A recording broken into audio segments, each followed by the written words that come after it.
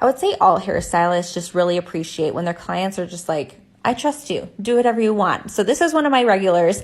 Usually she comes in as like, give me as blonde as possible. But today I just really talked her into doing more of a lived-in blended blonde. So we're not even going to touch her ends because, again, I want her to still feel like herself, but I want to kind of ease her into fall and soften her up a little bit. So she does wear her hair up quite a bit. So that hairline in the back, I take just as much time doing that as I do the front around her face. It is important. And I know these pieces look small that I'm taking, but it does make a difference. So in the back, I go side, side, as you can see here, middle, side, side, middle, until I touch the top. Then around her face, I start going, and I already did the other side. And I don't know if you've seen in my last video, but I do the hairline around their face as I go.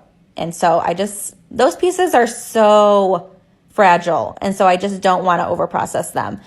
And then as you can see here, again, I'm starting her hairline again where I just feel like it needs it. I'm going to get in her face here a little bit. I always tell my clients, it's worth it. I want to get as close to that root as possible to, just make your highlight feel like it lasted a lot longer.